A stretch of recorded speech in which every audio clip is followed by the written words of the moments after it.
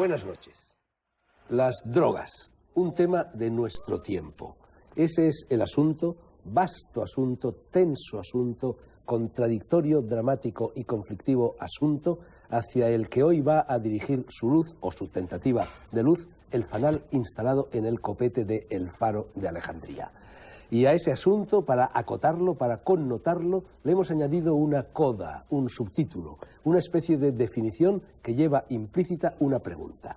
¿Son las drogas exclusivamente un tema de nuestro tiempo? No, no lo son. Los seres humanos han recurrido a las drogas, a toda clase de drogas, buenas y malas, mejores, regulares y peores, desde que la especie lanzó su primer bajido. Tendríamos quizá que haber dicho, para acotar y connotar de verdad el terreno en el que vamos a movernos, las drogas, no un tema, sino un problema de nuestro tiempo. Hasta hace relativamente pocos años, los de mi primera juventud, sin ir tan lejos, ese problema no existía, aunque sí existía el tema. Toda Asia, toda África, media Europa y media América consumían a discreción y sin discreción, porque esta no era estrictamente necesaria, muchas de las sustancias que están hoy encerradas bajo llave en el cajón desastre y a veces de desastre del Código Penal. ¿Qué es lo que ha cambiado? ¿Qué diferencia hay entre lo de ahora y lo de entonces? ¿Por qué el tema se ha convertido en un problema? Han aparecido ciertamente en los últimos 20 o 25 años sustancias que antes no se conocían o no existían, pero no es ese el epicentro de la cuestión, la madre del cordero, el motor del cambio. La diferencia, la única diferencia real que corre entre lo de ayer y lo de hoy es el prohibicionismo, la decisión de poner fuera de la ley lo que hasta entonces había permanecido simplemente al margen de ella, como tantas otras cosas, pero no contra ella. ¿Será entonces eso, el prohibicionismo, lo que ha generado el problema? Parece lógico pensarlo así, o por lo menos admitir, plantearse, barajar la posibilidad de que así sea. Y de hecho, muchas personas, yo vaya por delante entre ellas, hemos llegado a la convicción, y si nos equivocamos que los dioses y el prójimo nos lo demanden, de que despenalizando, legalizando o incluso liberalizando el consumo de tan controvertidas sustancias, o al menos de parte de ellas, pondríamos término a una guerra, porque guerra es que ha producido ya, al parecer, son cifras de la ONU, más muertes que las de la última guerra mundial. Se dice pronto y decirlo da escalofríos. Estoy seguro de que, como mínimo, todas las personas de buena voluntad presentes en esta mesa o ausentes de ella estamos de acuerdo en una cosa: basta ya, resolvamos el problema, pongamos fin a esa guerra, detengamos tanta locura. Para discutir eso, para tratar de averiguar si es o no la prohibición indiscriminada de psicotrópicos lo que nos ha conducido a la situación actual, es por lo que he citado en el salón principal del Faro de Alejandría a las 4 personas que me acompañan.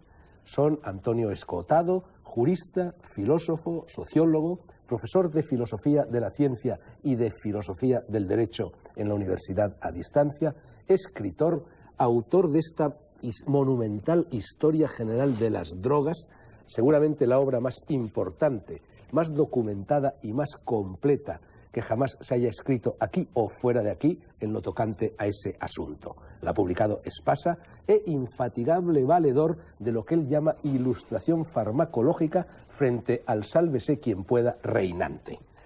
Tenemos también a Jesús Sánchez Martos, doctor en medicina, catedrático de Educación Sanitaria en la Universidad Complutense, aunque creo que ha cambiado últimamente ese nombre, ¿no? Ahora se llama de Salud Pública, Educación para la Salud, director de Relaciones Institucionales del Instituto Complutense de Drogodependencia, autor de muchos trabajos sobre distintos aspectos de su especialidad y titular de un vasto currículum en cuyo detalle no podemos entrar. Como tampoco podemos hacerlo, se nos iría el programa entero en el currículum de mi tercer invitado, que es José Carlos Rocañín, doctor en Medicina y Cirugía, médico forense titular en situación de excedencia, autor de muchos libros, 2 de ellos al menos tratan de drogas y de drogodependencias, y miembro del Consejo Asesor del Observatorio Español sobre Drogas, que está incluido en el Plan Nacional de Drogas.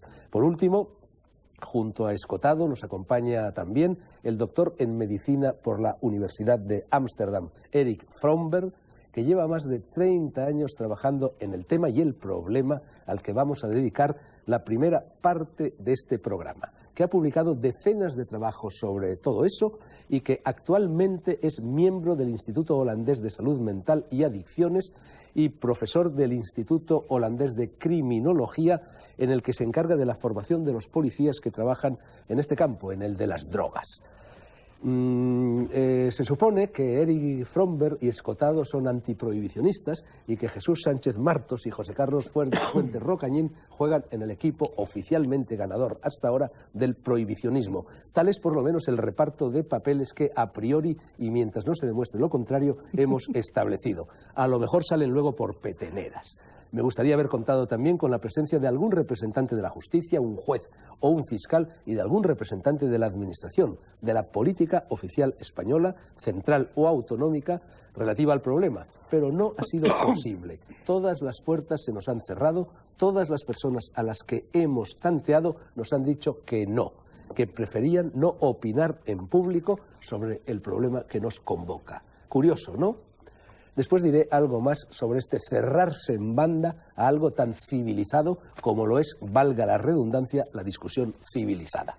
Y una última advertencia antes de poner la pelota en juego. He dicho, y lo mantengo, no es nada nuevo, que yo pertenezco al equipo de los antiprohibicionistas. Pero añado que no estoy aquí como jugador, sino como árbitro, como moderador inter pares, como presentador del programa y que, por lo tanto, como mandan los cánones, seré o intentaré ser escrupulosamente neutral y dejaré colgadas mis convicciones al respecto en el perchero del vestíbulo de esta casa, que es la vuestra y la de todos ustedes, la de todas las personas agazapadas al otro lado de la pantalla. Sé que en muchos momentos del debate voy a tener que contenerme, que tascar el freno, pero el oficio es el oficio. Una primera tanda de preguntas y luego anchas Castilla. Escotado, en primer lugar, inevitablemente, 2 palabras sobre este hermoso tocho, cuya primera edición apareció en 1989, lo hizo en Alianza Editorial, pero entonces eran 3 volúmenes de bolsillo. Ahora, en cambio, es, bueno, casi la enciclopedia británica, ¿no? Sí, hemos intentado hacer un índice analítico y un sistema de referencias cruzadas de manera que sea fácilmente manejable. En mi primera versión había que leérselo. Ahora no hay que leérselo. Ahora depende, si quieres leértelo, te lo lees. Pero si lo que te interesa es un asunto determinado, y es lo que han hecho los informáticos que han trabajado sobre ello y yo, que les he ayudado, si lo que te interesa es un asunto determinado, buscas el asunto determinado. Bueno, esto que dices, Escotado, es una faena para los lectores, porque yo que me he leído varias veces ese libro, bueno, aseguro que es un gozo leerlo, así que esperemos que no les desanime en la lectura estas facilidades que les das.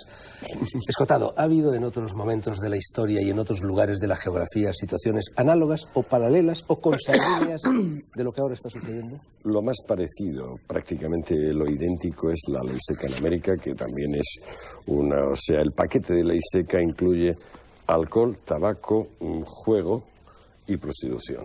Ese es el paquete que se impone desde el año 13. Al derogar, digamos, el impuesto que gravaba tabaco y alcohol, se crea un nuevo impuesto, que es el de la renta sobre las personas físicas, el income tax.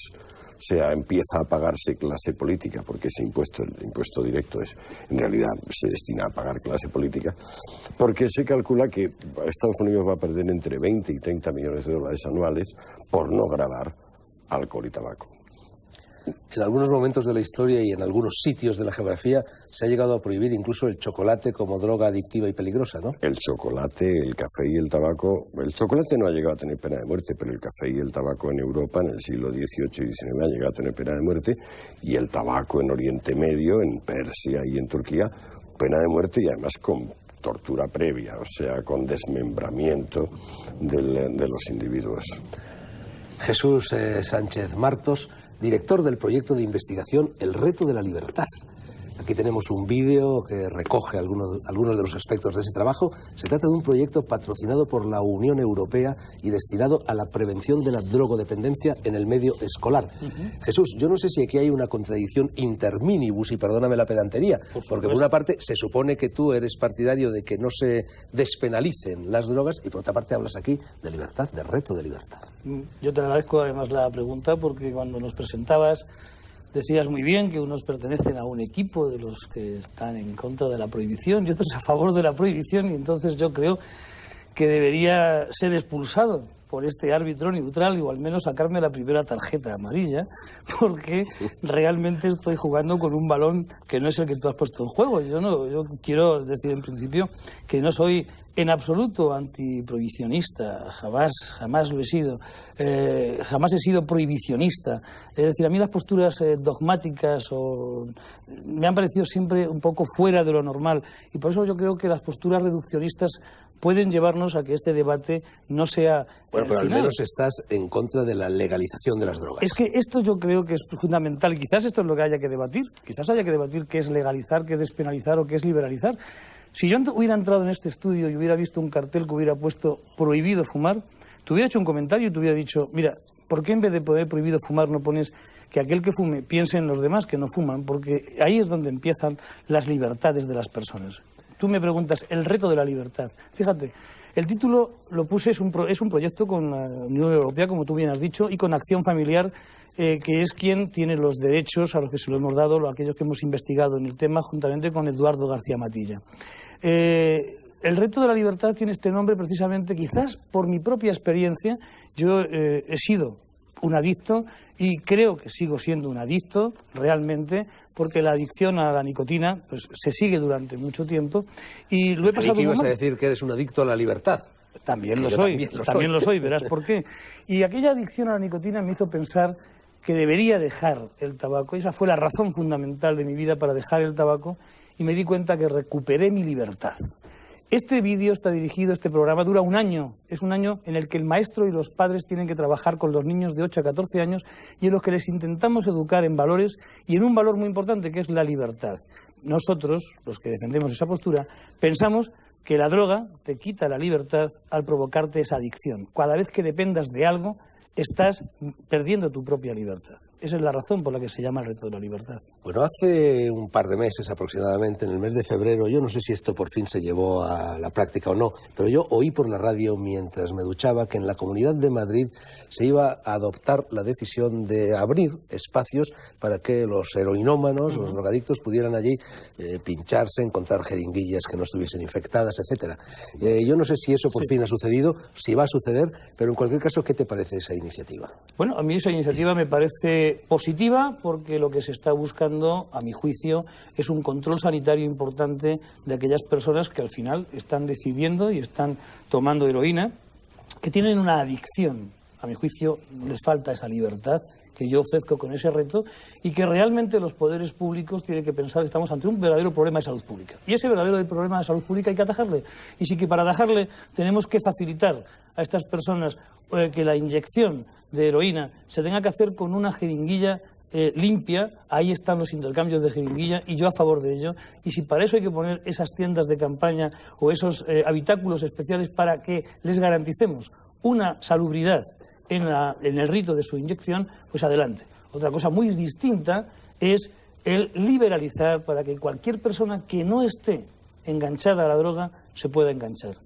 Por lo tanto, yo creo que debemos de partir de eso. Ellos, el ejemplo que tú me estás poniendo es para personas que están enganchadas y que yo creo que la medicina tiene soluciones para ellas. Bueno, lo mismito, por cierto, que en Estados Unidos es solo un paréntesis que abro en estos momentos. Yo hace 2 o 3 años andaba por allí, andaba por la zona de Florida, me tenía que poner una inyección de vitamina B porque había agarrado pues, una especie de gripe y inocentemente al amigo que me acompañaba le dije, oye, que me tengo que poner esta inyección, ¿dónde me la puedo poner? ¿Dónde se puede comprar una jeringuilla? Algo así. Me miró con los ojos desorbitados y me dijo, ¿estás loco? En este país no se venden jeringuillas en las farmacias.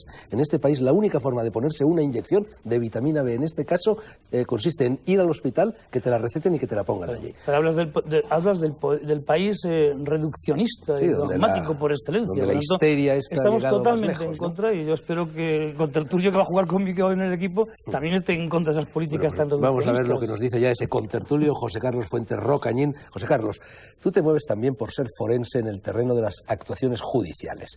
Muchos policías, me consta, son partidarios de la legalización, como mínimo, de las drogas llamadas blandas, principalmente el hachís y la marihuana.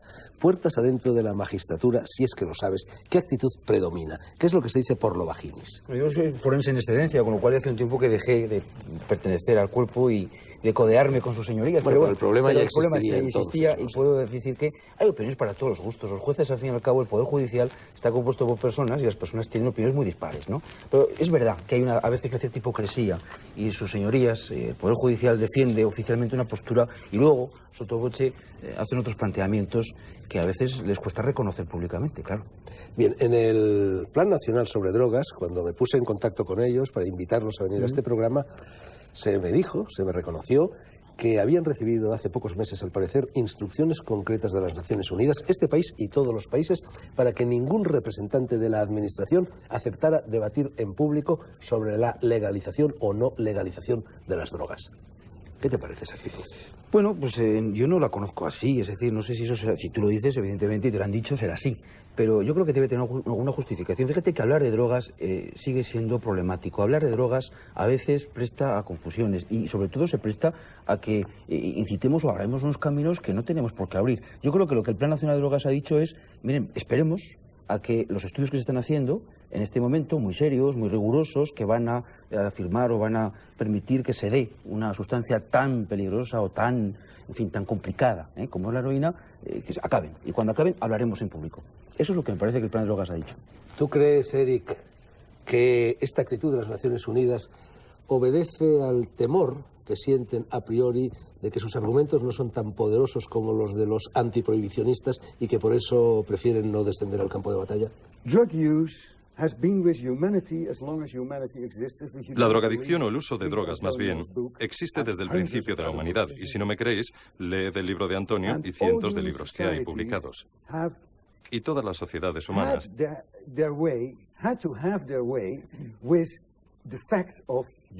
han tenido que adaptarse al uso de estos fármacos, de estas drogas psicotrópicas.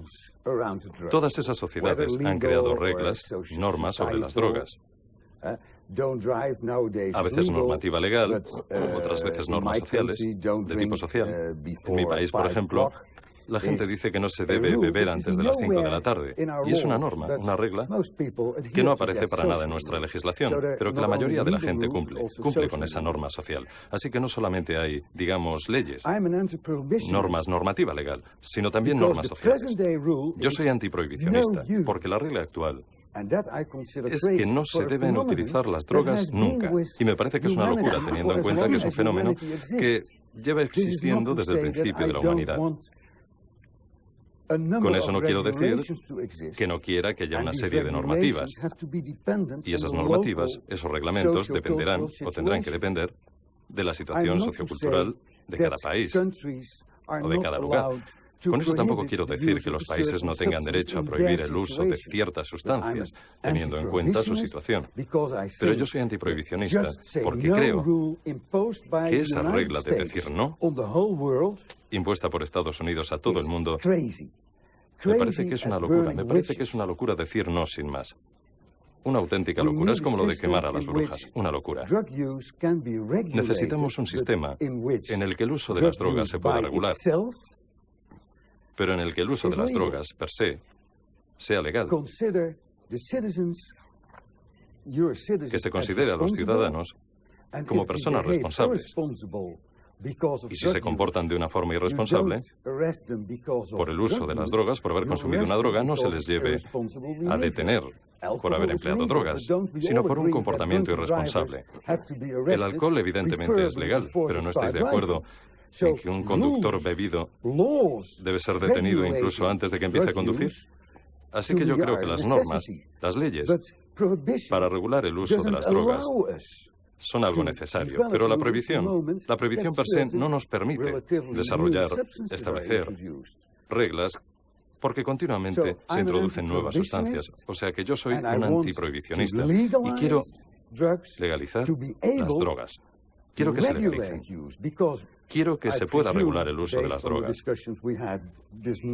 Porque por lo que hemos estado comentando esta mañana y esta tarde, doy por sentado que todos estamos de acuerdo en que realmente el comercio de drogas hoy es totalmente libre, es que la prohibición no tiene nada que ver con la normativa.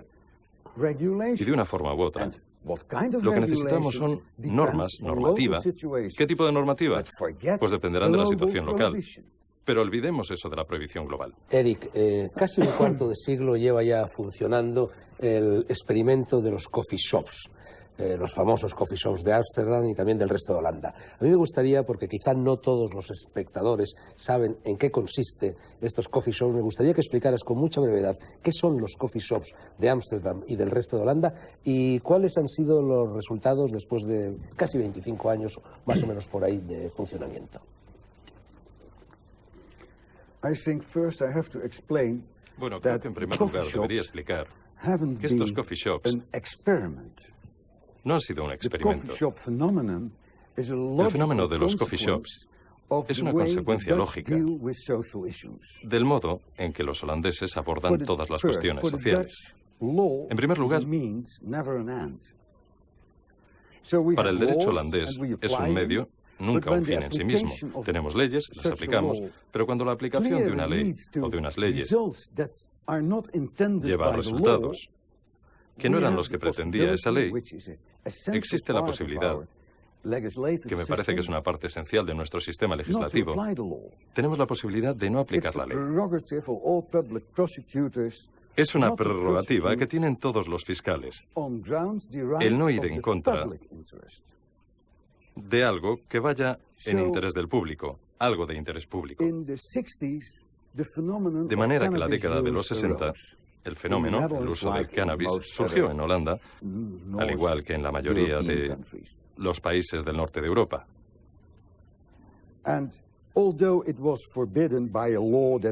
Y a pesar de que había una ley que prohibía el uso de cannabis,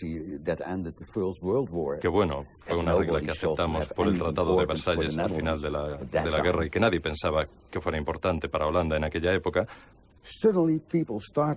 de pronto la gente empezó a fumar porros y bueno, pues la gente iba en contra de la ley. Pero vamos, se dieron cuenta, la gente empezó a decir, esas son una serie de fármacos y de drogas que son malos para la salud y que alteran. Bien, pues las cosas estuvieron así hasta que hubo un debate. Lo que hacen los holandeses cuando debaten algo es crear una comisión estatal. Y durante muchos años yo siempre he preguntado por qué hacen los holandeses lo que les aconseja una comisión. Es como las comisiones, el Hafer en Estados Unidos, otras en Gran Bretaña, otras en Canadá, que más o menos daban el mismo tipo de consejo, pero lo tiraban luego por la borda, no les hacían caso. Pero en Holanda, nuestro gobierno dijo, vale, muy bien. Si ustedes piensan que esta es la mejor manera de abordar ese tema,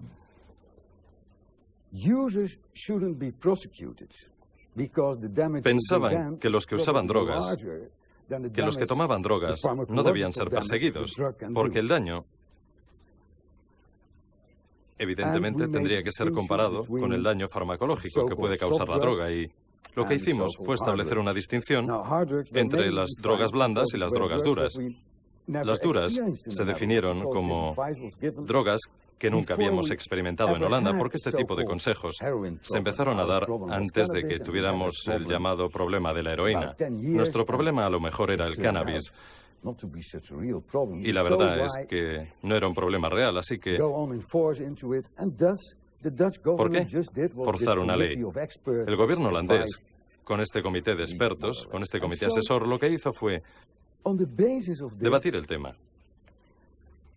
Y sobre la base de los hallazgos de ese comité, introdujimos una práctica según la cual se permitía a una serie de personas de confianza el vender hashish en centros de juventud, principalmente para evitar que entrara cannabis de mala calidad y sobre todo que entraran otras drogas.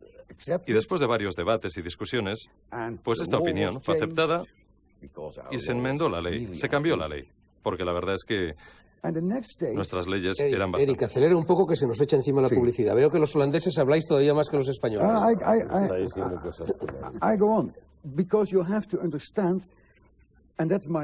Es importante que entiendas, y ese es mi principal argumento, que eso de los coffee shops no ha sido un experimento, sino la aplicación lógica con sus consecuencias lógicas. Después de varios años, era estúpido que la gente tuviera que ir a un centro de juventud para conseguir cannabis. Así que se crearon los coffee shops en un principio. La gente se mostró reacia, pero bueno, lo cierto es que el cannabis perdió, digamos, su interés, lo que le hacía tan interesante. El fumar un porro ahora es como beberse una cerveza. Uno no se distingue ya, o no se diferencia por fumar porros, por fumar cannabis. Y al final, la mayoría de la gente que empezó a fumar cannabis en Holanda dejó de fumarlo, mientras que otros a los que les gustaba siguieron fumando cannabis y no tenían problemas para obtenerlo porque no tenían más que ir a un coffee shop. O sea que en cierto modo es como el alcohol. El único problema que tenemos ahora es que hemos firmado un tratado internacional que no permite a Holanda legalizarlo todo. Como decimos en Holanda, el fundador de un coffee shop es pseudo ilegal. Todavía las cosas se hacen un poco por la puerta de atrás. Para mí sería estupendo que pudiéramos decir, ya no va a haber una sola convención, fuera las convenciones únicas, que cada país tenga sus propias leyes, y estoy seguro de que lo único que cambiaría a los holandeses hoy, si no hubiera una única convención, sería legalizar el cannabis, y haríamos una consulta inmediata con los países vecinos sobre cómo hacer frente a este tema, porque está claro que hay países vecinos a Holanda que también han tenido que abordar el problema del alcohol. En la Unión Europea, lo cierto es que tenemos opiniones totalmente opuestas sobre el alcohol. Si comparamos a los suecos con los franceses, con los españoles, con los italianos, con los holandeses o los ingleses, vemos que hay diferencia de opiniones. ¿Pero qué pasa? Hemos creado zonas libres de impuestos y hemos creado diferencias a nivel del alcohol. Y yo me alegro que haya diferencias culturales en Europa, porque eso es lo que hace que sea tan rica Europa. Pero debemos adaptarnos. Yo creo que hay que tener en cuenta todas esas circunstancias. Lo que no quiero es que un país, Estados Unidos, en este caso, imponga leyes globales, leyes mundiales, en temas que deberíamos resolver por nuestra cuenta. Muy brevemente, porque ahora ya sí que tenemos la publicidad encima de nuestros hombros.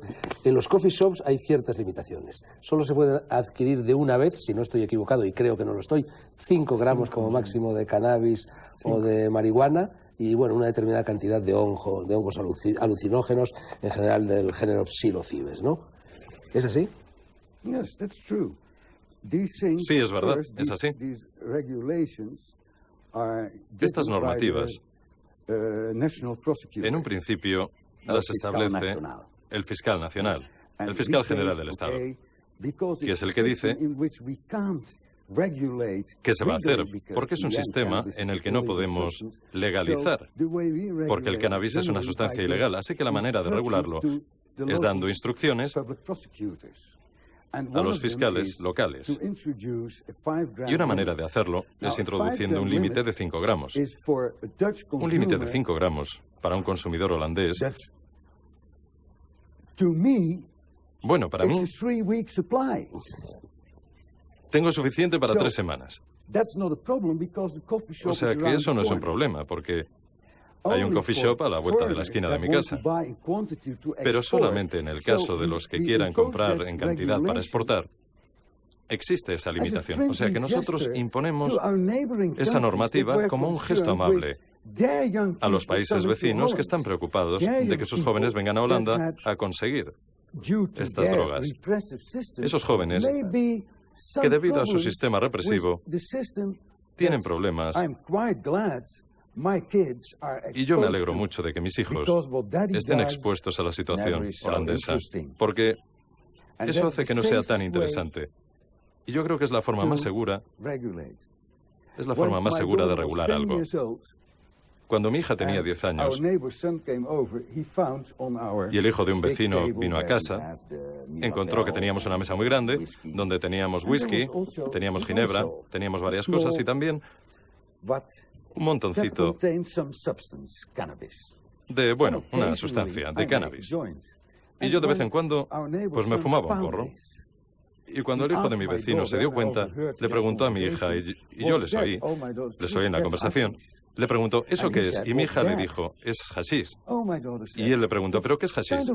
Y mi hija le dijo, bueno, es como una hierba que mi padre, de vez en cuando, mete en su cigarrillo para que sepa mejor. Igual que echarle especias a la carne. Y, claro, la noción esencial que tenía mi hija con 10 años era que esto era una cosa que uno hacía de vez en cuando, ocasionalmente, para tener un mejor sabor. Así que decidme qué diferencia hay con la diferencia de un buen Ardanza, de un buen tinto Ardanza, como el que hemos tomado en el almuerzo. Así que para mí eso es educar. Cuando papá lo hace, no puede ser tan interesante, ¿verdad? No crea tanto atractivo, ¿no? Durante la pubertad, eso es muy importante. Pero ha sido ilustrativo. No, es que además me va a resultar casi imposible cortarle a Erich Fromberg porque en inglés no sé cómo se corta. En cualquier caso, ahora la publicidad, ¿eh?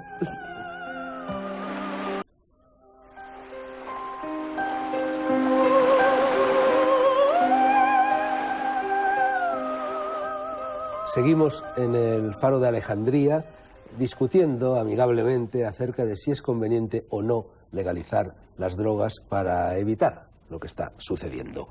Tenemos con nosotros a Antonio Escotado, a Erich Fromberg, a Jesús Sánchez Martos y a José Carlos Fuentes Rocañín.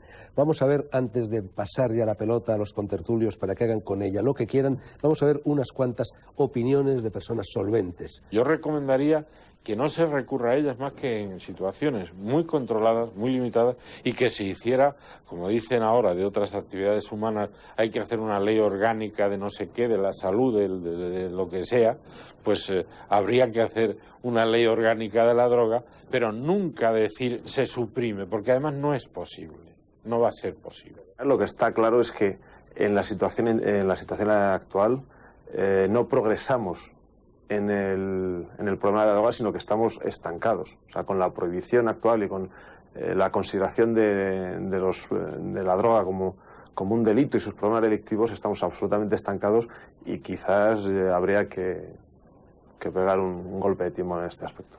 Si se trata realmente de ayudar a los drogadictos, que yo creo que ese es el tema que nos convoca, yo creo que al drogadicto no se le ayuda dándole más de lo mismo.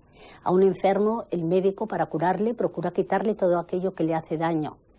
Yo pienso que en este caso, efectivamente, con mayor motivo, hablar de este tema hay que llegar a él con enorme cuidado y sensibilidad y yo diría prudencia, porque estamos hablando de una sociedad enferma.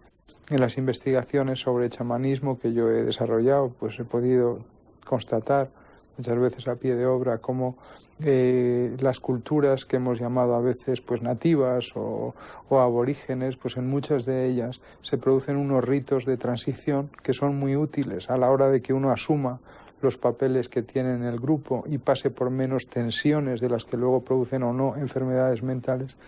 Y para hacer esas transiciones en la vida, muchos grupos utilizan sustancias y esas sustancias son consumidas como una vez en la vida o 2 veces en la vida y tienen que ver con unos momentos muy especiales, sobre todo el momento más importante para la generación o no de locura en una persona, que es el momento del paso de la adolescencia a la adultez.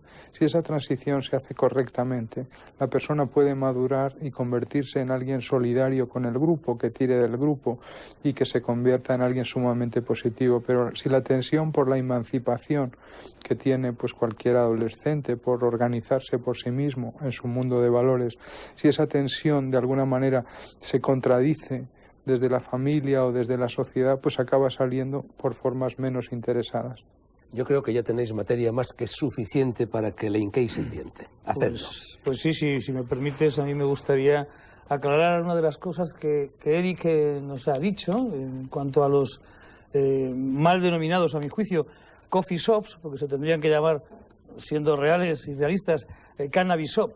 Cannabis shop, o hashish shop, o marihuana shop, como cada uno queramos. Pero es que venden café. Sí, también. Venden café también. Y té. Venden café también y té también. Y entonces por eso yo quiero aclarar eso, porque me gusta. Bueno, es una cosa histórica, porque la única manera en que uno podía crear un establecimiento sin pedir muchas licencias en Holanda era vendiendo café. Y como el cannabis era ilegal, Lo entiendo perfectamente. el cannabis era ilegal, pues la coffee shop, la cafetería, digamos, la tienda de café era el único sitio donde podían vender cannabis. Pero ahora todo el mundo sabe, con la excepción de un par de turistas despistados, que un coffee shop es un lugar donde puedes tomar café y también cannabis. Así que estoy de acuerdo contigo en el sentido de que en Holanda no se hace publicidad. Es una de las reglas de tolerancia. Y me parece que es una tontería. Se debería poner aquí se puede comprar café y cannabis. Bueno, eso... Y no sé, Eso me parece que en otro sitio, y que además podría ser incluso hasta una ironía social de aquellos que no permiten la publicidad que está implícita. Pero fíjate, hay un tema que a mí me preocupa con esto de la última pregunta que hacía Fernando en cuanto a los coffee shops estos, ¿no? ¿Realmente es tan diferente la situación a la que ocurre en España? Y me explico. Siempre nos han contado que tenemos que mirarnos en el espejo de los americanos para unas cosas. Y ahora nos quieren vender que tenemos que mirarnos en el espejo de los sabios holandeses cuando al parecer legalizan el consumo de marihuana, de hachís, de cannabis en definitiva. En España es tanta la diferencia, y yo lanzo esa pregunta en la mesa. Es decir, ¿podría pasar algo porque lo que se está fumando en estos momentos, nuestro amigo Antonio, se fumara en una cafetería que se llamaría coffee shop, porque se vende café? Digo, no, yo debo aclarar que no me estoy fumando ninguna sustancia ilegal, pero sino da la un nuevo sensación... fármaco llamado 2-CTT2. Sí, pero eso es confundir a nuestra audiencia. Eso es confundir a nuestra audiencia. Yo quiero aclarar, la percepción de la población al final es lo importante. Por eso ellos no permiten la publicidad, por la percepción. Bueno, un instante. ¿No? Yo tengo aquí precisamente un recorte de prensa de La Vanguardia, fecha 9 de marzo de 1999, todo nueves, que dice: la audiencia critica que un joven vaya a juicio por invitar a un porro y que le pidan 4 años. Por lo tanto, no es lo mismo la situación en España que la situación en los coffee shops. No, Fernando, pero aclaremos una cosa. Una cosa es la situación penal y otra cosa es la situación administrativa. Es decir, hace bien poco, hace 2 meses y medio, 3 meses, y yo lo critiqué también en un programa de radio en el que participaba, igual que Antonio, lo haría con toda seguridad, y otros, la situación de la administración social y de la administración penal. Me explico. En España está legalizado el consumo. No puede penalizarse el consumo. El Supremo ha intentado penalizarlo. Lo ha intentado, pero está legalizado el consumo. Lo que no está legalizado es la venta. No está legalizado el que yo tenga una planta. Y luego hay unas penas sociales, es decir, una multa. Y eso, una multa de 450.000 pesetas, me parece, sí, la ley Corcuera, la criticó, por supuesto. A mí no me gustaría que me dieran una patada en la puerta. Es inconstitucional. Es inconstitucional totalmente. Ahora bien, fíjate, ¿está legalizado realmente las drogas en Holanda? Mi respuesta es, desde el punto de vista de la palabra legalización, que a lo mejor habría que matizar, yo creo que no. Yo creo que no están legalizados. Está legalizado el consumo, está legalizada la venta, pero un holandés no puede tener una plantación de marihuana, una plantación de cannabis sativa en su casa. Y yo creo que eso hay que decírselo a la población también. No vaya a ser que nos estemos mirando en un espejo que al final se puede volver contra nosotros. Bueno, hay que tomar en consideración fenómenos como esto. Un momento, disculpe. No me pida que explique o que encuentre ningún tipo de lógica en cualquier ley sobre drogas actualmente. Porque las leyes actuales son totalmente ilógicas. Los holandeses son tan críticos como los españoles. La única diferencia entre los holandeses y los españoles es que mientras nosotros oficialmente seguimos la prohibición americana dictada por Estados Unidos, la prohibición de drogas dictada por Estados Unidos, por otra parte tenemos ciertos límites y decimos, bien, a pesar de que existen esas leyes estúpidas que están ahí,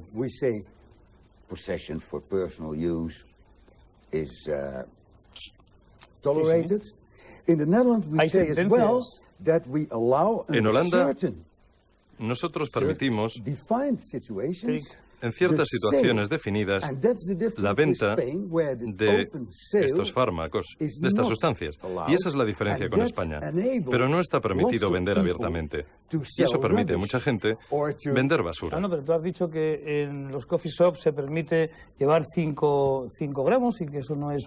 Comprar 5 gramos. Y te puedo decir que en España hay sentencias hechas, ahí existen unas jurisprudencias distintas en cada sitio, pero hay sentencias en las que con 3 gramos los jueces han entendido que no se estaba haciendo tráfico. Bueno, yo os pediría que no nos centráramos demasiado en el caso de Holanda. Vamos a hablar de si se deben o no se deben legalizar las drogas porque se nos va el programa. Pero se deben de legalizar. Es que en España está legalizado el consumo, aclarémoslo, y está legalizado la utilización por parte de la medicina de determinadas sustancias como puede ser la propia metadona. No solo en Holanda, 5 estados de los Estados Unidos, por vía de referéndum, han conseguido que se legalice para usos farmacéuticos, terapéuticos, la marihuana. En algunos lugares de Canadá, como Vancouver, también está. En Dinamarca existe el experimento de Cristiania. En Suiza también se han hecho experimentos en este sentido. Fernando, hay una cosa muy importante. Mira, vamos a ver, para que Viagra, para que Senical, para que Propecia, para que cualquier medicamento de los que recientemente estamos escuchando puedan salir a la luz y puedan venderse en las farmacias, se necesitan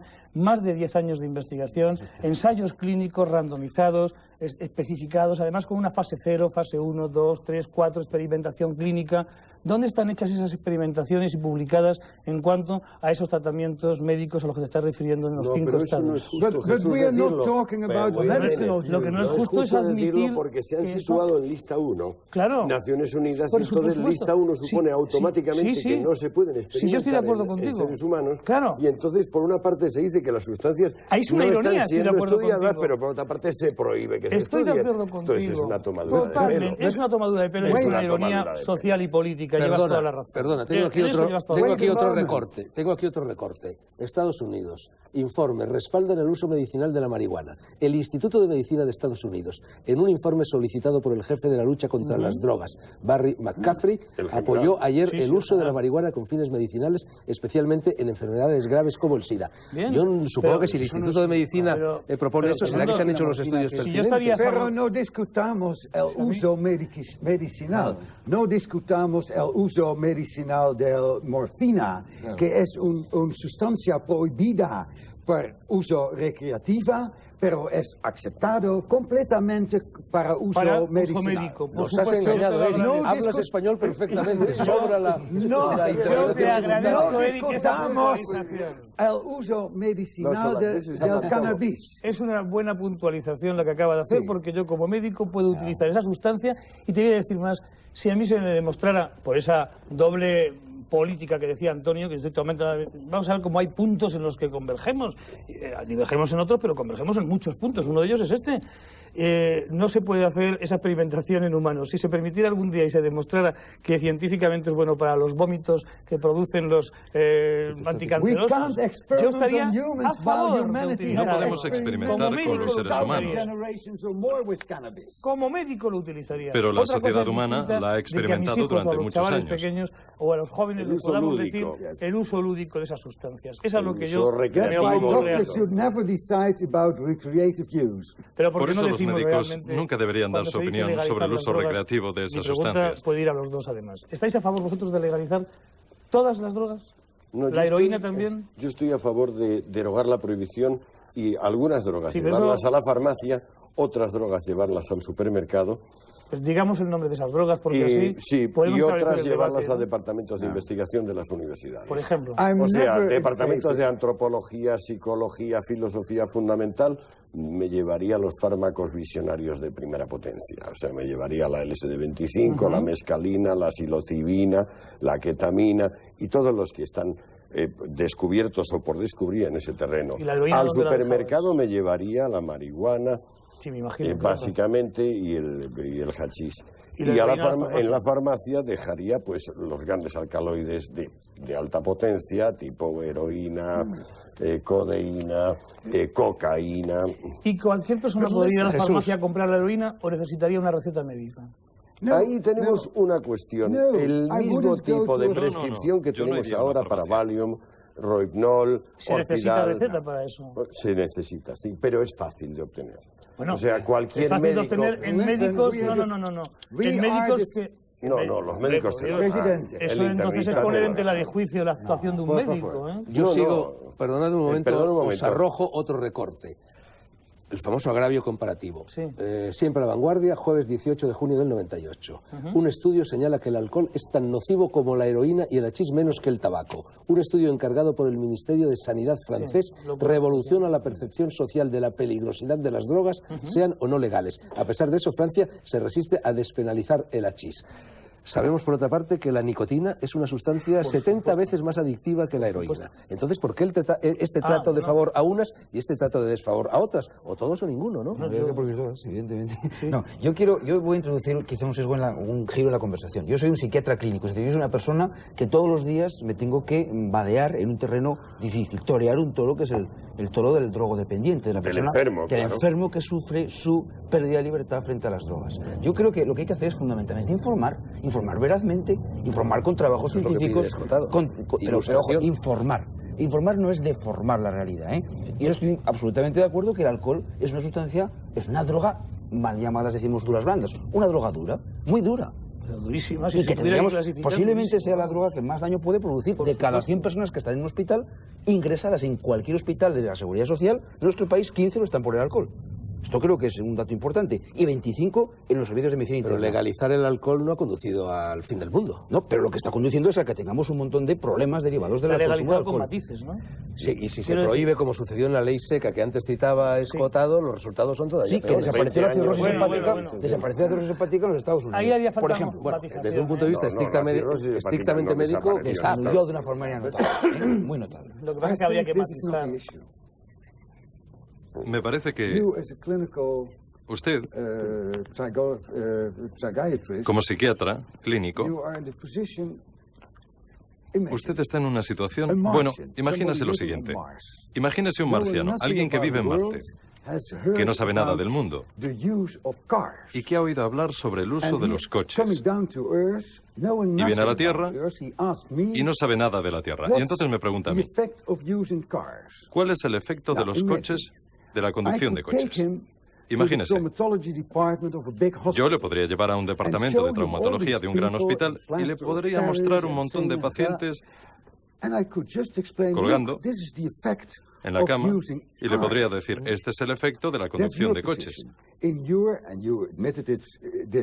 es la postura que usted está adoptando. Y esta mañana, cuando empezamos a hablar del tema, lo admitió. Usted dijo que tiene una experiencia muy sesgada. Muy sesgada. Usted analiza el departamento traumatológico, en cierto modo, del consumo de drogas. Pero por otra parte, digamos que vamos al Salón del Automóvil en París, donde vemos esos coches maravillosos, con chicas guapísimas, y vemos a los hombres que se les cae la baba. Pues eso evidentemente da también una impresión muy falsa de lo que es tener o conducir un coche.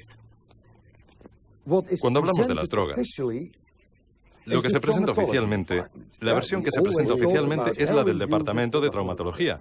Todos hemos oído hablar de esos adictos a la heroína, etc. Pero nunca se habla de los consumidores de drogas como gente normal, gente como yo, que de vez en cuando consume alguna droga. Y el ciudadano responsable, como yo, que paga sus impuestos, maduro, estable y sano psíquicamente, ese ciudadano quizá podría llegar a hacer un consumo racional y ponderado de determinadas sustancias. Pero ¿y el adolescente? ¿Y el muchacho joven que está empezando su despertar a la vida? Y el deber mental, y el deber mental. Sí,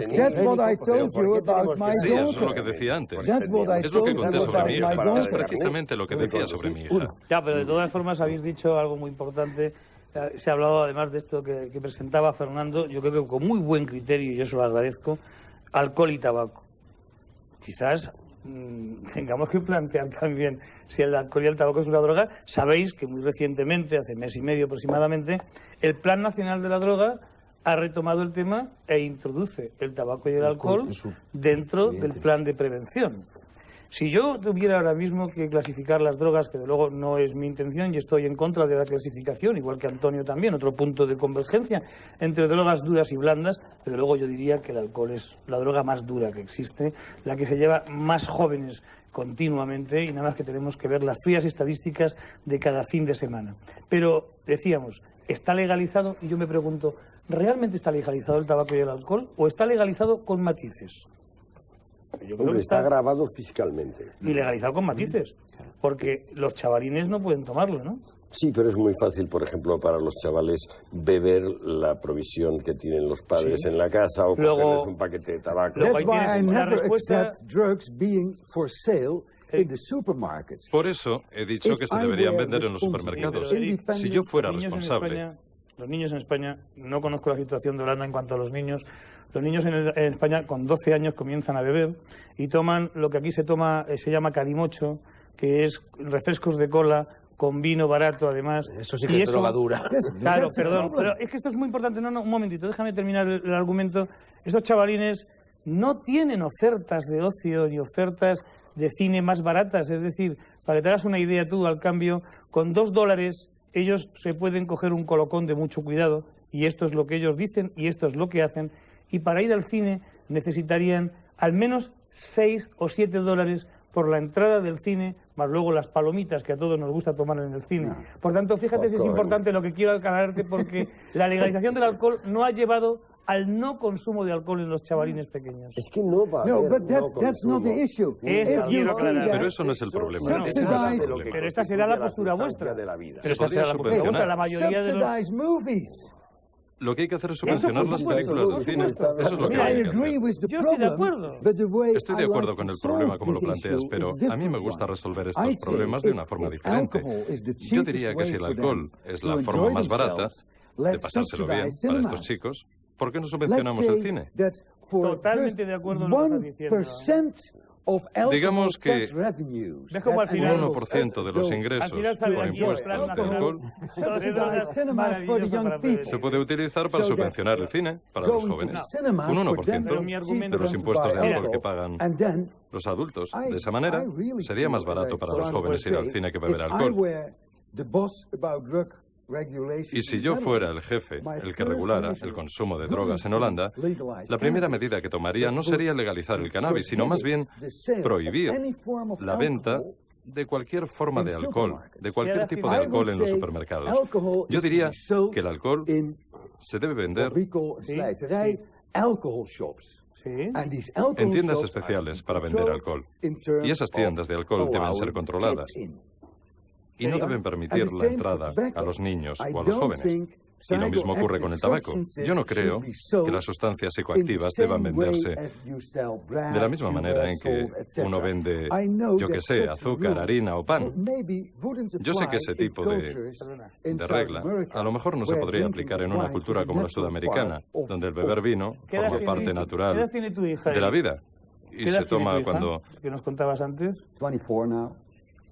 Bueno, ahora cuando tenía la edad que a la que contaba a su amiga que era eso y era hierba y mi padre lo toma de vez en cuando para cambiarle el sabor del cigarrillo, y decías que esa es la educación y la formación, ¿no será que los niños también están consumiendo el alcohol y el tabaco? Las estadísticas aquí, igual que en el resto de Europa, están entre los 11,8 y 12,2 años, dependiendo de en qué país. ¿No será eso lo que está provocando que los niños estén consumiendo? El ejemplo de que los padres estamos consumiendo alcohol continuamente, el alcohol es un rito social, igual podría ocurrir con el cannabis. Bien, mi pregunta es muy sencilla. ¿Habéis legalizado el consumo del cannabis? ¿Qué ha ocurrido? ¿Cuáles han sido los beneficios? Digo porque si queremos intentar copiar esa estrategia aquí, igual que en cualquier otro país, estamos hablando de los beneficios de legalizarlo. Imaginemos que legalizamos, por ejemplo, muy bien ha dicho Antonio Escotado, determinadas drogas en cada sitio. Si ponemos en los supermercados, como habéis hecho, el cannabis, ¿cuáles han sido los beneficios? A mí, antes de que conteste, Eric, me gustaría añadir una nota a pie de página. Cuando se habla de beneficios de algo, yo creo que no deberíamos pensar únicamente, y eso nos lo dirá ahora Eric, en los beneficios económicos o sociales o laborales, sino también en el beneficio del libre albedrío. Por supuesto, pero libre albedrío, perdóname que lo aclaremos, puede ser libertad para que consumas o libertad para no depender de nadie, ni de nada. Ya, pero no es lo mismo, ¿eh? Bueno, por eso entonces tendríamos que decir, ¿qué libertad defendemos? Y a lo mejor hay que hacer un debate de la libertad. La libertad que yo vengo a defender, y que eso se llama el reto de la libertad, es precisamente la libertad de no tener que depender de una sustancia. Que he contado mi experiencia personal, desde que yo he estado dependiendo tantos años de una sustancia, a la libertad que noto, pero no yo, sino la mayoría de las personas que fuman, cuando dejan de fumar, se encuentran liberadas. Y esas son las experiencias que nos cuentan, como las que nos cuentan los heroinómanos cuando vienen a contarnos.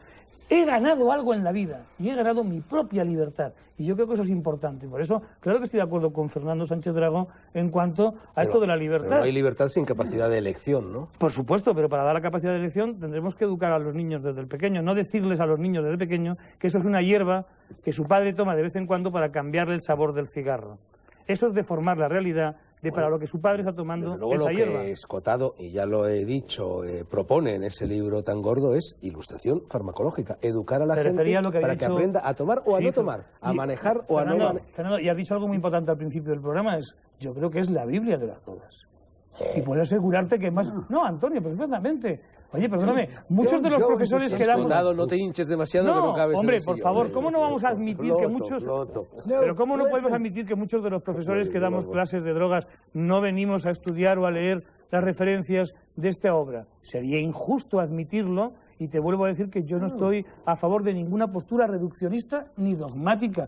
Pero otra cosa es el ejemplo que contaba Eric con su niña, en la que yo creo que eso es deformar esa información que yo defiendo con los niños. A los niños hay que decirles la verdad de la verdad. Hemos pasado aquella etapa en la que no había que decirles a los niños que los pegamentos eran unos hilarantes por si acaso los tomaban, o que la acetona de las uñas era un hilarante por si acaso el niño se drogaba. Al niño hay que darle la información, igual que hay que decirle dónde está el botiquín de urgencia en casa.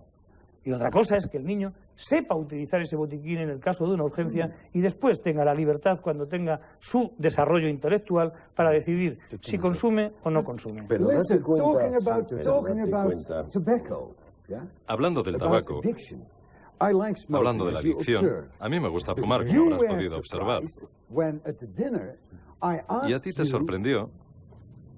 Pero a mí nadie me preguntó. Cuando en la cena te pregunté si podía fumar, si te importaba que fumara.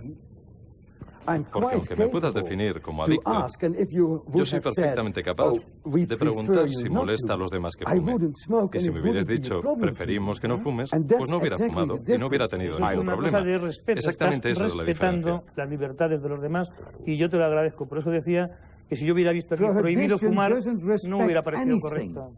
No, la prohibición no respeta nada. La prohibición no respeta nada ni a nadie. Y siempre me estáis preguntando que hable de las ventajas, de los beneficios de la legalización. ¿Y por qué no hablamos de las desventajas y del daño? El daño enorme que se causa a cientos de miles de personas y a toda la sociedad cuando se establecen estas reglas. Esta normativa tan estúpida como es una prohibición general. Si estamos de acuerdo que la prohibición general como medida es una estupidez, en ese modo podremos ya a nivel local elaborar una serie de reglas que incluyan ciertas prohibiciones que habría que aplicar en ciertas situaciones. No es justo. De esa manera hablaríamos de la realidad y no estaríamos hablando de algo imaginario y de algo inexistente, como podría ser un mundo sin drogas, porque realmente no existen personas sin drogas. Si tú me dices por las desventajas de la situación actual, tendría yo que decirte, ¿acaso sabemos las ventajas de una hipotética solución, de un hipotético planeta donde estuvieran permitidos todas las drogas? No, ¿Sabríamos cuántas personas jóvenes podrían consumir esas drogas y engancharse a esas drogas? Sí tenemos datos. Yo no estoy hablando aquí de situaciones hipotéticas, ¿eh? Sí sabemos un par de cosas en materia de drogas. Una, que de cada 16 personas aproximadamente que toman un fármaco ilegal, solo una comparece ante un psiquiatra o un servicio de atención social. Es decir, que afortunadamente una abrumadora proporción de seres humanos, a pesar de las condiciones tan desagradables del mercado negro, donde nadie sabe lo que está tomando, donde le pueden a uno dar gato por liebre, donde se pagan tremendos precios, donde hay que estar en contacto con ambientes criminales, a pesar de eso, una abrumadora proporción de los seres humanos pasa su experiencia de consumir una droga ilegal sin pedir ayuda de nadie y enriqueciéndose espiritualmente con ello. Esto no podemos olvidarlo. Vosotros dos vivís de tratar a personas que no saben, afortunadamente, 1 de cada 16. Yo hablo en nombre de los otros 15. Esto es fundamental. Estos otros 15 llevan desde la iniciativa americana unos 40 años acosados por condiciones de mercado negro, gangsterismo, gobiernos y policías y ejércitos corruptos, sometidos a un rito de pasaje, a un rito de madurez, que por una parte es los límites de la libertad, los contornos, los perfiles del libre albedrío, y por otra parte las condiciones del salvaje negocio, que es el mercado negro. ¿Cuál es lo que nosotros podemos decir a nuestros hijos en materia de drogas? Eric le decía a una hija suya muy jovencita, antes de que entendiese, por ejemplo, la diferencia entre alimentos y drogas, entre alcaloides y no alcaloides, es decir, sustancias que tienen nitrógeno o no tienen nitrógeno en la molécula, le decía, esto perfuma el tabaco, por ejemplo. Bien, se puede informar, pero ¿cuál es la esencia de la política en materia de drogas ahora? Se trata de ilustrar a los seres humanos sobre las posibilidades que hay de ser más libres usando drogas, o se trata de convencerles irracionalmente de que cualquier uso de sustancia psicoactiva no legal depende de la les va a esclavizar. ¿Por qué tenemos un concepto tan estrecho de dependencia? ¿Por qué no hacemos un programa, por ejemplo, antimasturbatorio? O, por ejemplo, un programa antiviajes en clase turista de las compañías aéreas disponibles. No son ejemplos. ¿Por qué no hacemos, ¿Por qué no hacemos algún tipo de programa de huelga salvaje de consumidores? Eso es hacer una demagogia que no te corresponde, porque tu calidad de contertulio no pero puedes quiero caer en la decir, demagogia la simplista dependencia en materia de drogas no es diferente de la dependencia en materia de importancia Antonio, social, a la edad de que le dinero, de sexo. La dependencia del ser humano es que el ser humano, como todo animal, es un animal de costumbres. Entonces, cada vez que hemos hecho una cosa, si no nos ha ido muy mal, tendemos a repetirla, pura y simplemente porque no conocemos el conjunto de las cadenas causales que van desde lo que hemos hecho a las últimas repercusiones de lo que hicimos. Un solo apunte. No hay dependencia de drogas. Brevísimo, porque estamos ya muy fuera. No hay dependencia Primero, de drogas. la edad en la que Eric nos ha contado... La edad en la que Eric nos ha contado su experiencia con su hija es una edad en la que está contactada con muchos estudios. Nosotros, en un estudio que hicimos con los chavalines pequeños, niños con 6 años entienden que están enganchados a la televisión, con lo cual la palabra adicción la pueden entender porque están enganchados a la televisión y a los videojuegos. Y esto ya está publicado, además, no por nosotros solamente, sino por muchos equipos de psicólogos. Y después, con lo que estaba diciendo Antonio, yo creo que depende del argumento. Es decir, mi argumento, el argumento que yo defiendo aquí en esta mesa, es el argumento de la salud de cada persona. Pero desde luego no vas a prohibir las barajas, no vas a prohibir la ruleta, porque hay ludópatas. Es antinatural debatir sobre sustancias que está demostrado que provocan alteraciones en el organismo, como es la heroína. Por favor, perdonad que os interrumpa. Estamos ya no solo fuera de tiempo, sino que se nos ha terminado hace muchísimo tiempo ese tiempo, pero como lo que estamos debatiendo hoy no es una cuestión académica, es una cuestión en la que nos estamos jugando la felicidad, la libertad y el futuro, ni más ni menos. Debido a ello, sobre la marcha y con el permiso de mis invitados, que no sé si me lo van a dar, porque Eric Fromberg tiene que coger un avión para marcharse a Ginebra y tú también tienes que irte corriendo a una guardia que tienes en Burgo, pero en fin, a pesar de eso, voy a tomarme la libertad, sagrada palabra, de suprimir en el programa de hoy lo que son nuestros espacios habituales en la última parte del programa, la Casa del Ser y quizá también la Luna de Valencia, para poder prolongar este debate. Será después de la publicidad.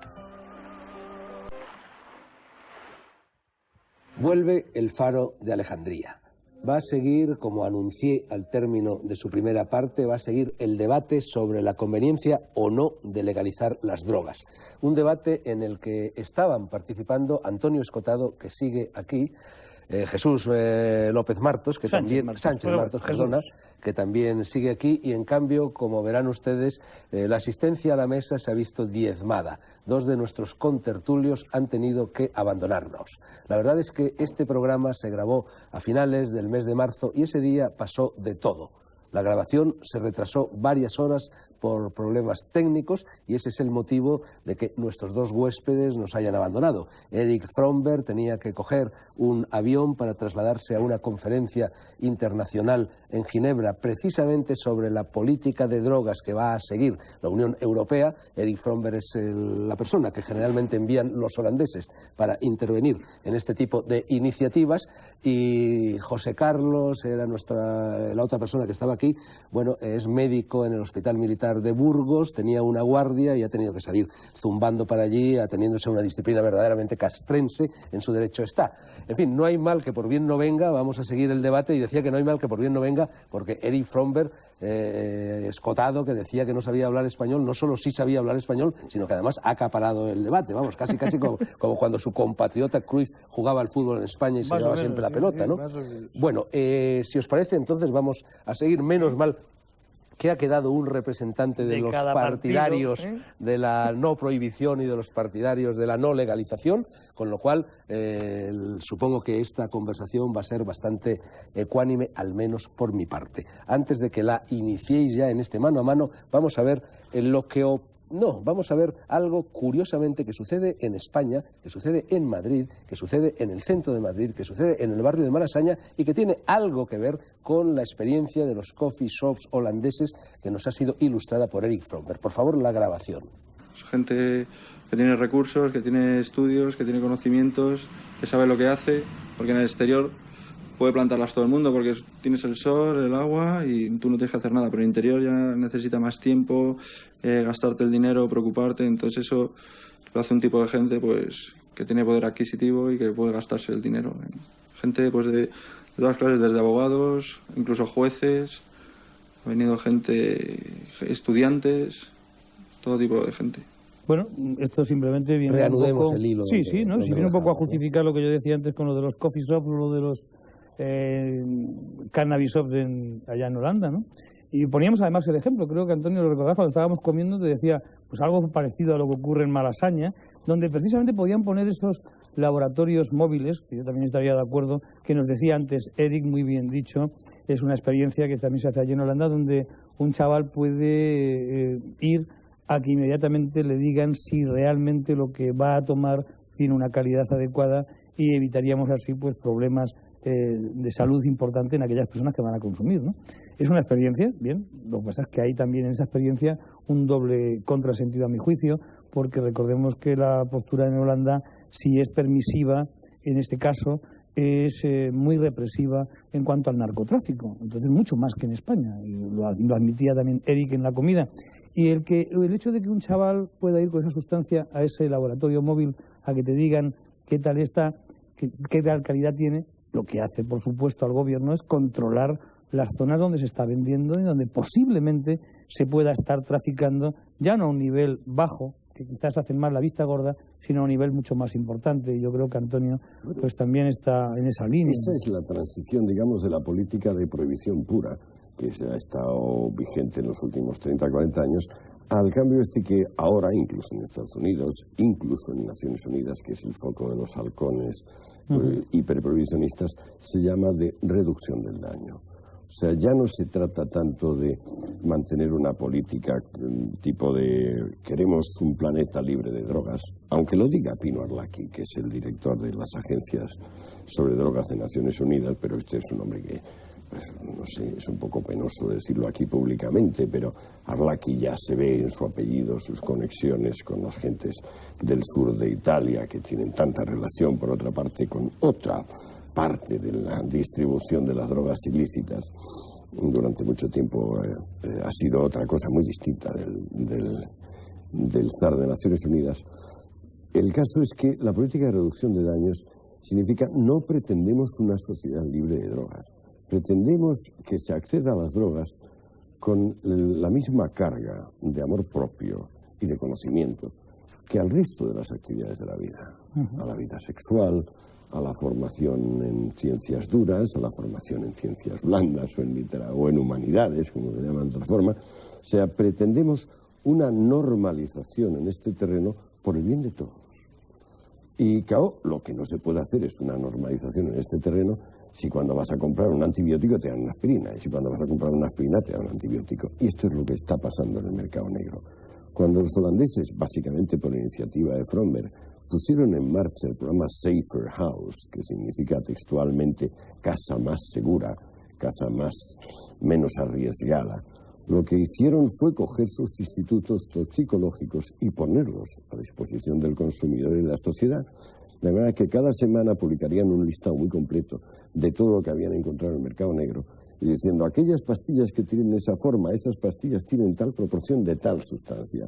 Esos polvos que se venden como cocaína o como heroína, pues estos tienen esta composición específica y tienen... Entonces, claro, el sistema de sobredosis accidental, que es el que padece prácticamente todo el mundo prohibicionista, se suprime. Puede haber una sobredosis, pero ya será voluntaria. O sea, las personas sabrán qué es lo que toman y se suicidarán si quieren suicidarse. Pones dos casos muy válidos. Estás poniendo el caso de la aspirina o estás poniendo el caso de cualquier antibiótico. Y yo me quiero unir a eso porque, evidentemente, los médicos y los que defendemos, nuestro argumento se basa fundamentalmente en la salud del individuo, pues estamos en contra también de que la gente autoconsuma aspirina y autoconsuma antibióticos con libre albedrío. Por eso te preguntaba antes cuando me decías, yo colocaría la heroína en la farmacia, te decía, pero con receta médica. Y decías, pues con receta médica se está haciendo en estos momentos en España. Yo quiero aclarar. Cortocircuitado por el gobierno. Bueno, por supuesto, lógicamente, pero quiero aclararte. Hombre, permíteme que yo como médico te diga que sí, ¿no? Porque lógicamente, pues hablamos al principio del programa con nuestro conductor. Hombre, sería interesante que recordases lo que está pasando en Andalucía. Sí, por eso, que quería recordarlo. Digamos, los programas autonómicos de distribución gratuita y legal de heroína están siendo cortocircuitados sistemáticamente por el gobierno central. Pero ahí es donde yo quería llegar, porque precisamente a mí no me interesa que la población tome aspirina por tomarla, y está ocurriendo, porque cada vez más hay más población en este país que toma una aspirina diaria o a un fármaco similar para evitar el infarto de miocardio. Y posiblemente porque nos han escuchado algunos de los médicos que participamos en algún medio decir que la aspirina ayuda a prevenir el infarto de miocardio. Lo que no han cogido porque no grabaron bien o no escucharon bien o no supimos explicarnos bien, que es lo más posible, pues es que era la dosis de una aspirina infantil. Y hay mucha gente que está tomando una aspirina de adulto, que son 500 miligramos, y así aprovecho para decirles a nuestros oyentes que si lo hacen, que lo hagan en condiciones. Una al día, infantil. Yo tomo 150 miligramos de ácido acetilsalicílico. Lo decía porque lo escuchaba, lo decía porque lo escuché antes, y haces muy bien, y precisamente esa es la dosis, entre 100 y 150 miligramos diarias, pero fíjate tú la diferencia a tomar esa sobredosis. Esto es cultura farmacológica. Esto es cultura farmacológica. Bueno, yo le llamo educación para la salud, pero sí es así. Lo hace por automedicación. Lo que no podéis pedir los médicos es que de repente renunciemos los demás seres humanos a nuestros poderes de discernimiento. Pero fíjate, y cada cual resulta que uno dice que le sienta bien la vitamina E y el otro que el ácido acetilsalicílico. Pero espera, Fernando me ha preguntado, y además así, pues con esa confianza que nos da esta mesa de tertulia, que estoy encantado de estar con vosotros, Fernando me dice, oye, Jesús, ¿hago bien con 150 miligramos? Y digo, sí. Lo que no me ha preguntado es si hace bien haciéndolo él solo, como automedicación. Si me hubiera preguntado, y aprovecho que has sacado todo el tema, digo, pues no, Fernando, deberías hacerlo con el consejo de un médico. Pero es que otra cosa es que la clase consulte médica al cura, y ahora dicen consulte al médico. No. Otra cosa es que los médicos estemos perdiendo la credibilidad, que ahí también te daría la razón. Que la clase médica, que los profesionales de la salud estemos perdiendo credibilidad. Debido a un fenómeno universal de colusión de los recetadores y los laboratorios. No me saques otra vez ese debate tan antiguo de que antes se hacía caso al de la sotana negra y ahora al de la bata blanca. Que ahora te recetan los médicos las medicinas más caras y cobran un porcentaje de los laboratorios. Hay policías específicas destinadas a levantar este fraude en todo el mundo. Permíteme que en la comida te recordaba que esa postura de que la sotana antes y ahora la bata blanca es tan antigua como yo también te podría decir. Hace 50 años, 70 años, cuando una persona tenía una pulmonía, lo que ahora ya sabemos que es una neumonía, pues iba el cura, el de la bata negra, el de la sotana, a dar la extrema unción. Ahora va el de la bata blanca, ahora va el de la bata blanca a dar la solución, que es distinto, y la solución se llama penicilina, en sus diversas formas. Pero ese antibiótico, ¿cuántas vidas? ¿Cuántas heridas ha salvado en la guerra? Es decir, que yo creo que lo que no podemos olvidarnos es de la medicina basada en la evidencia. Existe esa evidencia, y la evidencia que puede existir en el caso de Fernando, y no te quiero llamar con esto viejo en absoluto, No, pero lo soy. No. Empiezas a ser mayor y maduro, y eso es importante, la edad de la madurez. ¿Qué tiene que ver esto con lo que estamos hablando? Fíjate, pues muy clarísimamente. Te decía lo de la automedicación que decíamos en la farmacia. ¿Es importante el tomarse esta aspirina? Sí. ¿Puede tener efectos secundarios? Claro que sí. Te puede estar provocando una pequeña erosión en alguna de tus mucosas intestinales. Sí, una úlcera. Y entonces por eso los médicos deberíamos de controlar ese tipo de sustancias. Debo estar clarísimo, porque lo hago hace muchos años. De todas maneras, normalmente Jesús, esto ocurre muy pocas veces. Para tomar este tipo de iniciativas, o cuando tengo alguna dolencia, lo primero que hago, no voy al médico, pero tampoco me automedico, me voy a la Biblioteca Nacional, me informo, leo libros, entonces te automedicas, como se llama ahora, automedicación responsable. Busco ilustración farmacológica, ¿no? Eso se llama educación. Luego me encuentro con un médico como tú y le pregunto, oye, ¿esto qué tal? Pues encantado, y yo estoy encantado de contestarte, pero por eso te decía antes que yo como médico ahora mismo, y además me decía Antonio, oye, aprovecha para recordar el tema de Andalucía. Y eso estoy encantadísimo de recordarlo, porque así aprovecho para decirle a nuestros oyentes, y el de Cataluña, y el de Madrid. Estoy discutiendo en Madrid ahora mismo, ¿no? Yo aprovecho así para decirle a nuestra audiencia que la solución de la metadona, a mí personalmente, tal y como se está llevando ahora mismo, a mí me parece una solución pues un tanto irónica, ¿no? Irónica, y la ironía social, la ironía política y la ironía gubernamental. ¿Por qué?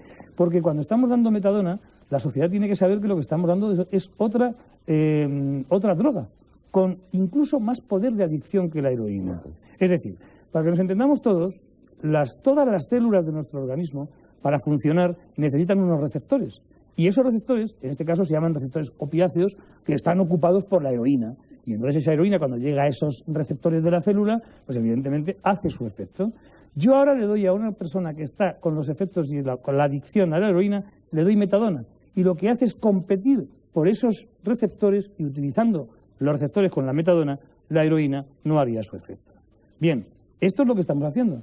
¿Para qué se está haciendo esto? Realmente, como nace al principio los programas de metadona, de sustitución de esa droga por vía parenteral inyectada, que era la heroína, la sustituimos por la metadona, que es por vía oral, lo que estamos buscando es evitar los problemas sociales, por una parte, de la heroína, los problemas sanitarios, por otra parte, del mal consumo de heroína, del mal uso de la heroína, de la mala administración con esa jeringa que puede provocarnos el virus de la hepatitis C, el virus del SIDA, todo lo que conocemos. Y además, cuando nace la política de la metadona, nace para intentar ayudar a ese heroinómano a que, no necesitando la heroína y sí dependiendo de la metadona, con un apoyo psicológico, un apoyo farmacológico, un apoyo médico, un apoyo social, esa persona quiera dejarlo. Yo quiero aprovechar para deciros que entre los fumadores, de los que yo he formado parte durante muchos años, como he recordado antes, de cada 10 fumadores, 7 quieren dejar de serlo. Y no saben ni cómo, ni dónde, ni quién les puede ayudar.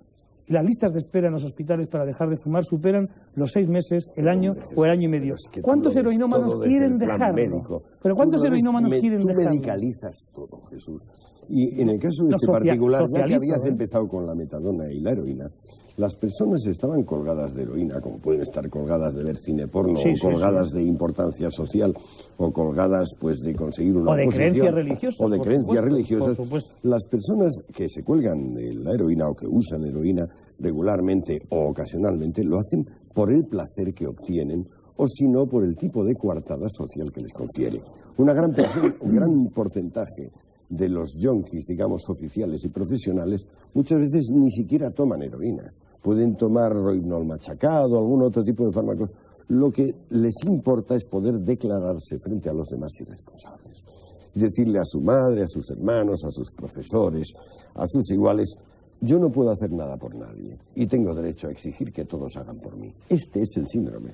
No es una cuestión de heroína, pero cuando entonces los que sí toman heroína disfrutan de heroína, pero si les das metadona, lo único que les das es un superadictivo sin efecto eufórico. Entonces la persona que recibe metadona seguirá buscando heroína, tomará Valium, tomará alcohol, fumará marihuana, tomará cocaína, es decir, se convertirá en un pluriusuario de drogas, puesto que una sola, la que él está buscando, la heroína, la que le da ese gusto, que le quita el dolor, esa no la encuentra. De acuerdo, pero y cuando... entonces coges a la Comunidad de Madrid o coges al Estado español y masivamente repartes metadona, lo único que haces es aumentar la demanda de heroína de mercado negro, la transformación de metadona oficial en supuesta heroína de mercado negro no sirve. ¿Por qué entró la metadona?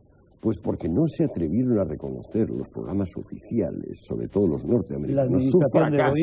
Y entonces empezaron todos los médicos del mundo a pedir un narcótico potente y eufórico. Y en vez de darles un narcótico potente y eufórico, les dieron un narcótico potente, pero no eufórico. Sí, es lo mismo que se está metadona. Ahora y con eso el es LAM. el gran fracaso de la metadona, Ahora se está utilizando, que no es eufórico. Ahora se está utilizando el LAM, que es otra sustancia parecida a la metadona. Lo que pasa es que la metadona dura su efecto 48 horas y el LAM 72. Ahora, la única cuestión de fondo aquí es por qué demonios tenemos que perseguir la euforia farmacológica. No perseguimos la euforia erótica, no perseguimos la euforia intelectual. ¿Por qué tenemos que perseguir la euforia farmacológica? Entonces, resulta que es legal la metadona e ilegal la heroína. Pero ¿y tú por qué ¿Pero crees? cómo es esto? ¿Y por qué desde la filosofía, además de la ciencia, que tú eres profesor de filosofía de la ciencia, cómo tengo yo, como humano, que recurrir a una sustancia para la euforia farmacológica? Es que no puedo tener euforia con los que me rodean. Eso no cambia. Euforia con mi creatividad. Que tomes un filete no quiere decir que no tomes tortilla de patata y ensalada de tomate. No comparemos la alimentación con una sustancia. sustancia... Que hay que compararla. Estamos hablando Las drogas de unas son alimentos del alma. No. Sí, Estas hombre. sustancias que estamos aquí hablando están investigadas y publicadas. Los efectos nocivos que hace sobre el organismo. No, pero todo hace efecto nocivo y todo hace efecto positivo. No, Jesús, por favor, un filete de ternera, ¿qué efecto nocivo te puede hacer? ¿A O que el aceite de seguro que oliva. sí? ¿A que O seguro el que aceite sí? de oliva. Mira lo de las Pues vacas. nada más que faltaba que dijéramos eso. Mira, claro mi argumento seguirá siendo No, por ejemplo, el aceite de oliva, la las salud. personas que tienen tendencia a la colitis, pues por supuesto es demasiado laxante. Claro, pero esa persona tiene una enfermedad de base del principio. Mira, vamos a ver una cosa. Cuando una persona El está membrillo. tomando, tú decías que la gente que toma metadona, a la que se da metadona, va a buscar la heroína. Pero aclaremos que no el mismo día, no en el mismo momento. Porque, ¿qué puede ocurrirle a una persona que está, y así si nos está escuchando alguno, pues para que también se coja su cultura? Docenas Si de un metadonómanos que pero inmediatamente de recibir la metadona van a buscar ¿Y heroína. qué consiguen? ¿Qué consiguen? ¿Consiguen el Euforia. efecto de la euforia? ¿A través de qué mecanismo actúa la heroína en ese caso? funciona muy mal, porque Claro, entonces hay que tomar cantidades masivas. Aclarémoslo porque nos lo decía nuestro conductor hace un momento en el descanso. Yo te preguntaba, ¿cuántos chavales jóvenes se toman un porro y ese porro de mala calidad no va a hacer su efecto y sin embargo ellos sí notan los efectos? Y me Porque decía, es coreográfico. No, me decía él, el efecto placebo. Claro que es el efecto Es placebo. coreográfico. Fíjate que ese Pero heroinómano... eso vale también para la penicilina. Claro, por supuesto, vale para cualquier sustancia. Claro, y para la heroína, como te estoy diciendo. Y yo intento demostrar que aquella persona que toma metadona y que se administra heroína en aquel momento buscando el efecto euforizante no lo encuentra. No lo puede encontrar, porque la heroína tiene ocupados sus receptores por la metadona. Y por tanto, lo que está teniendo es la euforia El de ese bloqueo, placebo que él requiere. Y fíjate que me decía antes Antonio, yo le preguntaba, oye, ¿por qué se droga la gente? ¿Por qué toma la heroína si realmente, como él también me decía, después de tomar 10 veces heroína, después de pincharte 10 veces heroína, sigues notando la angustia, la ansiedad, las ganas de vomitar, te encuentras mal? 20 administraciones hacen falta para no padecer un mal rollo. Os recuerdo... por Os qué lo recuerdo toman? que no estamos hablando de lo que producen o dejan de producir las drogas, o al menos no era esa Claro. mi Pero intención, sino dependiendo de eso hay si que- conviene legalizar o no. Yo te Depende quiero de hacer eso, ¿eh? una pregunta, mejor dicho dos. Sí, dime. Una cuerda, ¿sirve para sacar de un pozo a un hombre que se haya caído en él? Y ¿Sí como o no? ¿Sí o no? Pero perdón, y como la segunda parte es, si sirve para estrangular, sí a las dos. Entonces prohibimos las cuerdas. Sí a las dos, no, en absoluto. Dependerá del uso que le demos a la Pero, cuerda, por favor, ¿no? no me utilicéis esos ejemplos, ¿Por ¿no? qué Porque no? al final el árbitro va a ser casero. Al final el árbitro que Ahora- tenía su tarjeta amarilla por ahí me va a resultar casero. No, La única vamos tarjeta a que ver. tengo es la de Eric Fromm. pero No, te puedo no sacar- me digas esas No, cosas, porque no. esos son ejemplos que no. Yo tengo que decirle a la población que, desde luego, al menos mi postura, que ya veis que no es en absoluto dogmática, por favor, No, ni pero es un reduccionista poco de en consulte absoluto. a su médico. Mira, te voy a Pero, decir, por Jesús, supuesto, igual que, perdóname, para tú construir un chalet en donde quieras vivir, yo te aconsejo, tú haz lo que quieras. Un maestro de Yo te obras. aconsejo un arquitecto y un aparejador que te haga la obra. Y no sería la primera vez que se cae una casa por no haberlo hecho. Y vete Ni tú a la saber... primera vez que se cae, aunque esté Y vete visada tú a por saber- aparejador y vete tú a- arquitecto. por supuesto, vete tú a saber aquel que diseñó aquel túnel de la muerte del Mont Blanc hace poco tiempo, ¿verdad? Por tanto, claro que sí que hay buenos y malos profesionales. Pero por favor no caigamos en la trampa de que un hospital es malo porque allí se murió fulanito, porque la ¿Pero atendió tú crees que las tal drogas médico son malo. un asunto médico o que son un asunto transmédico? Yo quiero creer que es un asunto social, humano, familiar y médico. Y mi argumento, por supuesto, y mi argumento. médico. Pero ¿cómo no va a ser médico? Entre otras. Se está hablando excesivamente de medicina. Vamos a sacar por eso. Un momento, pero estamos hablando de salud, ya has invitado a un médico. Jesús, sí, pero un médico que en estos Claro. momentos se ha quedado con todo el peso de la defensa de la no legalización de las drogas. Pero o sea, que tienes lógico, que hablar también y voy a de defender otros la no aspectos. legalización desde el punto de vista de la salud. Yo te Lógico. quiero recordar lo que dicen Yo creo que quienes la heroína defienden... está legalizada Perdón, porque vale 1.000 duros. Ahora, 1 gramo, ahí en cualquier poblado de los inmediatos, Pero para vale que no se- 1.000 duros 1 gramo no de se le da heroína. heroína. En farmacia Eso no valdría es heroína. por lo menos 1 gramo, por lo menos 15.000 pesetas. Por lo menos. Y seguiría siendo barato debido a los porcentajes de Y alteración. estoy de acuerdo Pero en hay que unas yo pueda personas- utilizarlo para aquel heroinómano que lo necesite. Lo que pasa es Estoy que de es una acuerdo. barbaridad decir no estamos de acuerdo con normalizar el mercado de drogas cuando el mercado de drogas está normalizado. Pero Lo que pasa es que gracias a la corrupción de la policía, gracias a la corrupción En el del fondo- aparato institucional, las drogas para España, por ejemplo, son todas baratas y disponibles. Cualquiera de mis hijos de 14 o 12 años puede disponer de las drogas que quiera. Es mucho más barato en España ahora colocarse con heroína que colocarse con cerveza. Sí, pero el Así chaval- de sencillo. pero el chaval Entonces, joven no ¿hasta consume qué una grado sola podemos sustancia, tener El de chaval joven- hipocresía que resulta más barato cogerse un colocón de 6 horas de heroína que un colocón de 1 hora de cerveza y seguir diciendo que debemos tener prohibida la heroína? pero- ¿Tú qué opinas, Jesús, acerca de ese principio del emperador Adriano cuando decía que toda ley demasiado transgredida es una mala ley? ¿Sabes lo que dicen las estadísticas sobre el consumo de porros en España, Yo por creo que ejemplo? se le Que olvidó 7 decir- millones de españoles han probado Pero o yo creo que prueban el porro. se le olvidó ese emperador decir una cosa, a mi juicio muy importante. Toda ley demasiado transgredida es una mala ley porque quien tiene que hacerla cumplir no lo hace cumplir. O porque no se puede cumplir. Es que no ¿cómo sé- que no se ¿Qué puede quieres, cumplir? meter en la cárcel No. a 7 millones de personas que No, fuman porros no. en España? No, Perdóname, tendrías me que hagas- meter a 10 un momento. porque hay otros 3 millones que toman otras un sustancias, momento, cocaína y heroína. Un momento, porque este debate, bueno, es una lástima que se nos Meterías esté a un acabando. tercio de la población Es una en la lástima que se nos cárcel. esté acabando el tiempo, pero al final, bueno, yo creo que nuestra audiencia estará tomando debidamente nota de todo. Pensando, Y por supuesto, yo quiero, reflexionando, qué en es lo que absoluto, tenemos que- señores, en absoluto, vean ustedes en mí a una persona que quiere meter en la cárcel a 7 millones de personas. O a 10. No, a lo mejor quiero meter a los 14 millones de que trafican con esos 7 millones de inocentes. Con vuestro permiso, querría añadir a todas las opiniones que hemos escuchado, las vuestras, las de los 2 contertulios que ya no están aquí, las de las personas que han intervenido por vía de pantalla, una última opinión más. Es de Thomas Szasz, uno de los mayores psiquiatras vivos, húngaro, radicado en Estados Unidos, profesor de psiquiatría en la Universidad del Estado de Nueva York, y esa opinión dice lo siguiente: el Estado no puede legalizar ningún acto. Lo único que puede hacer es penalizar los actos o dejarlos en paz. Un antiguo refrán advierte al aspirante a legislador que no imponga prohibiciones que no pueda hacer cumplir. Los legisladores norteamericanos llevan ya algún tiempo siguiendo la regla contraria, a saber, que lo que no pueden controlar, al menos pueden prohibirlo. Se levanta la sesión, visto para sentencia, abandonen la sala ordenadamente y juzguen por sí mismos los telespectadores. Utilicen su lógica, utilicen la cabeza, utilicen su corazón, utilicen su sentido del respeto, utilicen su dignidad y su decencia. Nosotros ponemos punto final a este civilizado debate, ahora últimamente conversación, en torno a una de las tragedias quizá inútiles, quizá gratuitas, quizá estúpidas, de esta estúpida y liberticida época que nos ha tocado vivir. Mala suerte. Pero el problema, la tragedia, sigue ahí fuera, junto al umbral de sus casas, en la esquina de sus calles, en el trastero de sus domicilios. Decía Buda: la doctrina que yo predico tiene un aroma y ese aroma se llama liberación.